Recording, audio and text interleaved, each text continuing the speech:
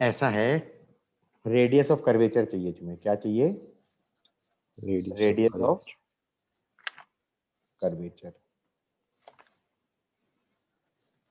कोई भी कर्व है बेटा, क्या है? कोई भी कर्व है ना?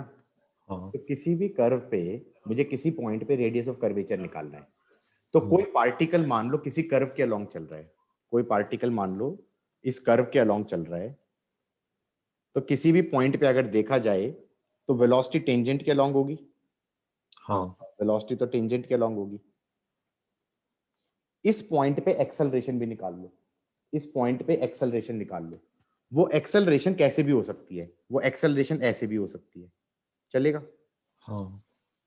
मान लो वो एक्सेलरेशन ऐसे है, तो इस एक्सेलरेशन के दो कंपोनेंट होंगे, एक टेंजेंशियल कंपोनेंट ए कॉस थीटा, इसको ये भी बोल सकते हो ए टेंजेंशियल, और एक और कंपोनेंट हो जाएगा ए साइन थीटा। ठीक है? हाँ। ए टेंजेंशियल का रोल है मैग्नीट्यूड ऑफ वेलोसिटी को चेंज करना, rate of change of magnitude of velocity.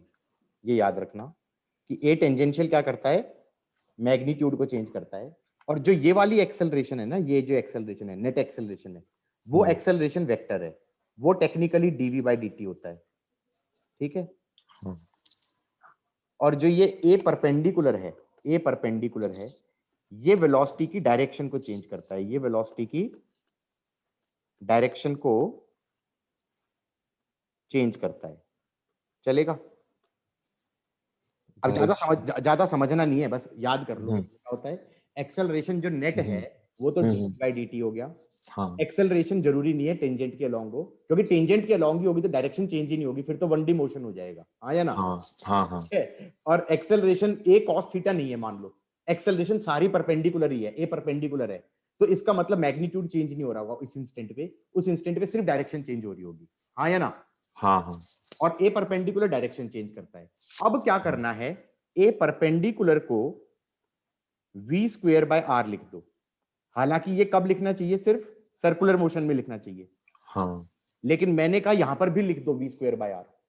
तो इसका मतलब ये आर कौन सा आर है, दैट इज द स्टोरी। ये आर कौन सा आर है? ये एक हाइपोथेटिकल रेडियस है, ये एक हाइपोथेटिकल रेडियस है which is called as radius of curvature of the curve at this particular point.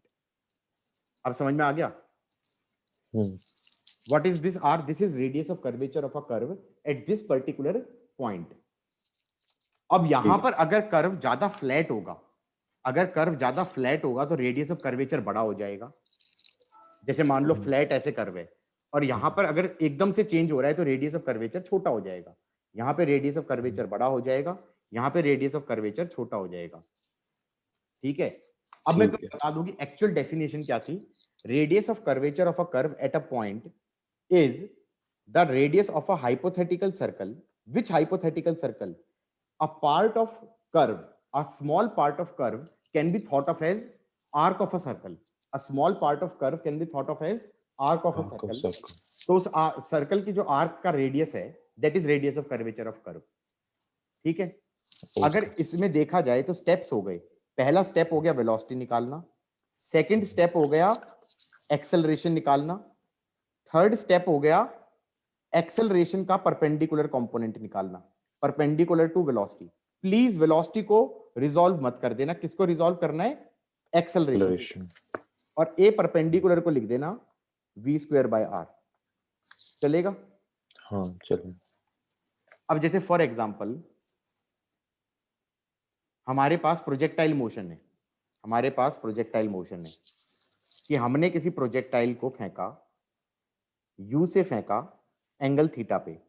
ठीक है? ठीक है। ये ऐसे जाएगा।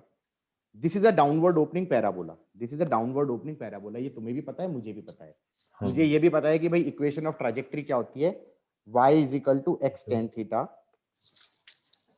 Minus g x square upon two u square cos square theta. ये भी चलेगा। अब इसमें कोई पूछे कि रेडियस ऑफ कर्वेचर निकालो, तो सबसे पहला क्वेश्चन मेरा ये होगा कि किस पॉइंट पे, समझे? क्योंकि रेडियस ऑफ कर्वेचर पैराबोला का हर पॉइंट पे अलग अलग होगा।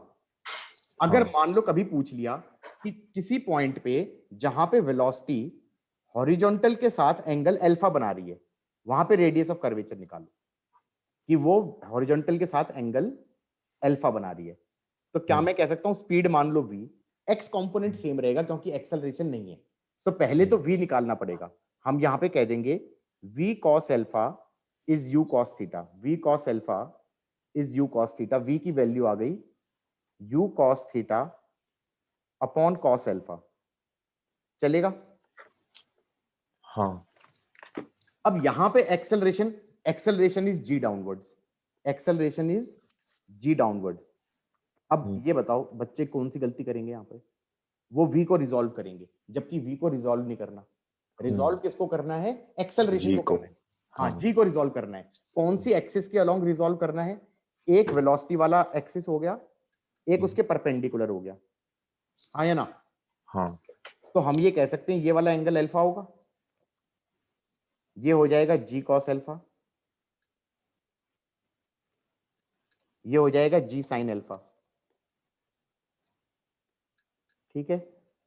g sin alpha is rate of decrease of speed, it is rate of decrease of speed। Speed. Decrease क्यों हो रहा है? क्योंकि v के उल्टी डायरेक्शन में है, हाँ या ना?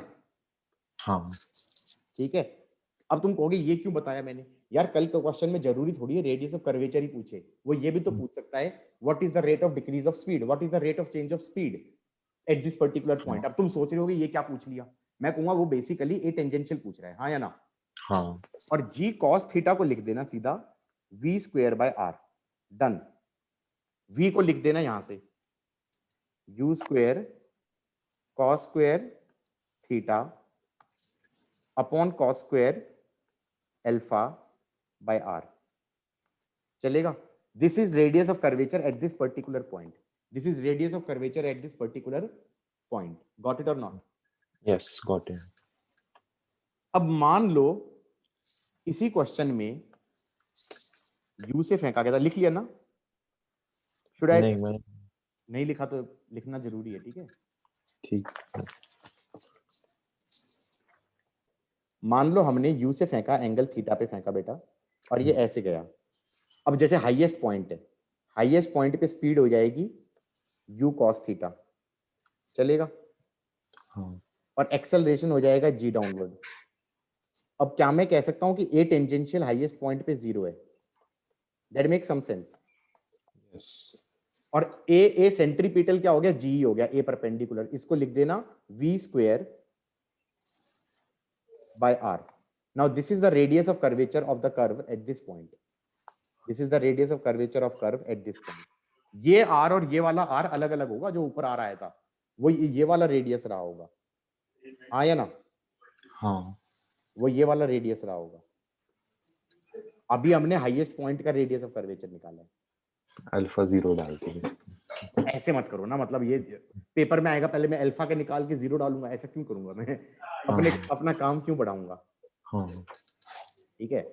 अब जैसे ये दो निकाल दिए, एक स्टैंडर्ड क्वेश्चन तुमने देखा होगा प्रीवियस, पहले कभी ना कभी प्रैक्टिस करते हुए, यू से फेंका एट एंगल थीटा, और क्वेश्चन बनता है कि जब ये पैराबोला में जा रहा है, at some point velocity becomes perpendicular to initial velocity. याद आ रहा है? ऐसे क्वेश्चन देखा हो? हाँ हाँ at some time velocity becomes perpendicular to initial velocity. इसका टाइम पूछते थे, इसका आंसर मेरे ख्याल से u upon g sin theta आता था। शायद ये क्वेश्चन इस टाइप का किया भी हो। मैंने अब ये नहीं पूछा, मैंने क्या पूछा? Find radius of curvature at that point. Find कहीं पे भी पूछ सकता हूं ना मैं। हाँ तो मैंने कहा पहली बात तो वेलोसिटी इनिशियल के परपेंडिकुलर होनी चाहिए, तो इनिशियल वेलोसिटी वेक्टर ऐसे है, तो उसको एक्सटेंड किया, उसके परपेंडिकुलर बनेगा तो यहां पे कहीं बनेगा। Is that fine? ओके। यहां पे ऐसे हो गया v, a line makes angle theta with horizontal, a line perpendicular to that makes theta with vertical। ये थीटा होगा। ये ट्रिक है, ये ट्रिक बहुत ही मतलब मेरे को बहुत अच्छी लगती है। I learned this trick when I was preparing for JEE, let us say 20 years ago, okay, and I have been using that since then।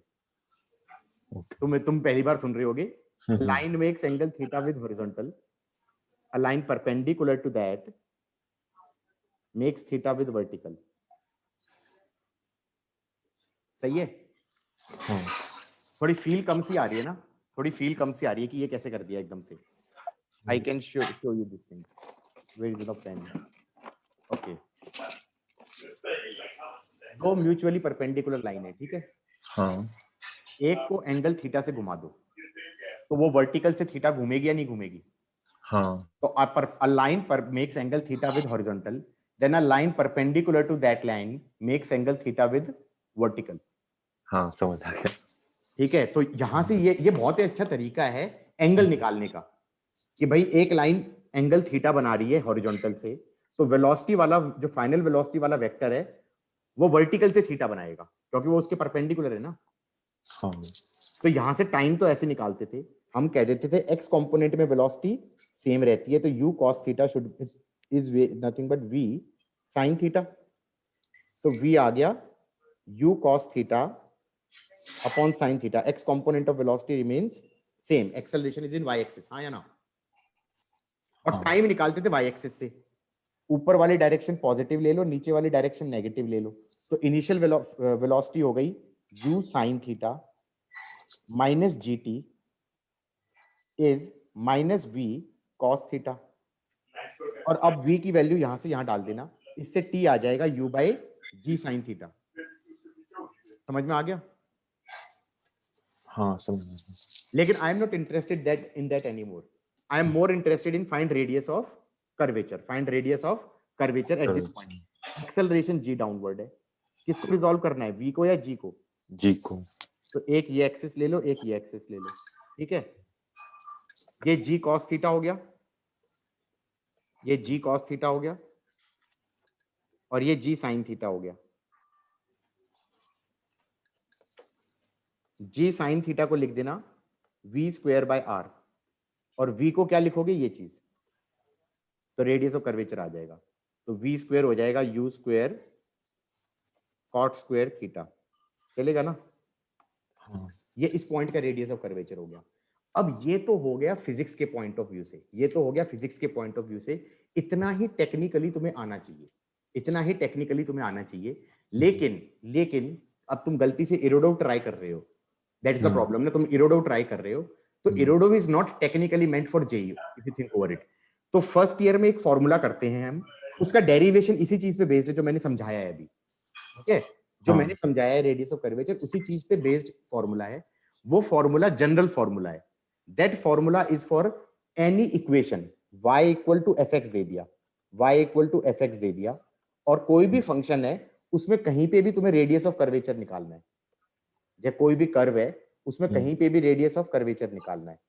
तो वो फॉर्मूला इसी चीज पे बेस्ड है कि तुम्हें उस पॉइंट पे वेलोसिटी निकालो. अब कोई पूछने वाला हो वेलोसिटी क्या होगी, y as a function of x है, तो बेसिकली वेलोसिटी के दो कंपोनेंट हो जाएंगे. एक x कंपोनेंट हो जाएगा dx by dt, एक y कंपोनेंट हो जाएगा dy by dt. उसका डबल डेरिवेटिव करूंगा तो एक्सेलरेशन का x कंपोनेंट होगा, y कंपोनेंट होगा, और उसमें पूरा जुगाड़ लगा के जब तुम निकालोगे तो फॉर्मूला ये बनता है, radius of curvature is 1 plus dy by dx का स्क्वायर की power 3/2 divided by d square y upon d x square. ठीक है, ये फॉर्मूला बहुत रेयरली यूज होगा, एडवांस में कभी यूज होगा तो. बेसिक फंडा तो वही यूज होगा जो मैंने कराया है. लेकिन क्योंकि तुमने इरोडो करने बैठ गए तो वहां पे एक दो क्वेश्चन ऐसे होंगे जिसमें प्रॉपर फंक्शन दे देगा वो, और वो फंक्शन दे देगा तो it will be better to use this formula rather to make, क्या बोलते हैं, चलो हम वेलोसिटी का एक्स कंपोनेंट निकालें, वाई निकालें, उसमें तो पागल हो जाओगे. हाँ या ना? हाँ. तो चलो अब लेट्स टॉक अबाउट इरोडो वाला क्वेश्चन. ठीक है, हाँ, इस क्वेश्चन के अंदर ये क्या बोल रहा है, y is equal to a x square है. dy बाई डी एक्स क्या हो गया, dy बाई डी एक्स हो गया 2ax, और d square y upon d x square क्या हो गया, ये हो गया 2a. रेडियस ऑफ कर्वेचर क्या होगा, 1 plus dy by d x का स्क्वायर की power 3/2 upon d square y upon d x square. तो ये आ गया 1 प्लस, अरे d y by d x कहाँ है यार, 2ax, तो 4a स्क्वायर एक्स स्क्वायर की पावर 3/2 अपॉन 2a। सही है। हाँ तो सही है। ये डिफरेंट एक्स पे आ गया रेडियस ऑफ कर्वेचर। मैंने कहा भी भाई पैराबोला है। एक सेकंड होल्ड करो। हाँ बेटा हो गया ना। तो ये डिफरेंट एक्स पे डिफरेंट रेडियस ऑफ कर्वेचर आएगा, क्योंकि सही से देखो ना तो ये ऊपर अपवर्ड ओपनिंग पैराबोला है, तो पैराबोला में तो हर पॉइंट पे अलग अलग ही तो रेडियस ऑफ कर्वेचर आएगा। हाँ x इक्वल टू 0 पे पूछ रहे हैं तो। x इक्वल टू 0 पे पूछा है तो 1/2a आ गया। हाँ, ठीक है। थोड़ा दूसरे वाले में थोड़ी मेहनत ज्यादा करनी पड़ेगी, डिफरेंशिएट करने में थोड़ा एक्सरसाइज लगेगी। हाँ या ना, कर लोगे ना? हाँ ये खुद कर लेना, ठीक है। दिस इज ठीक। Your homework. So this was all about radius of curvature.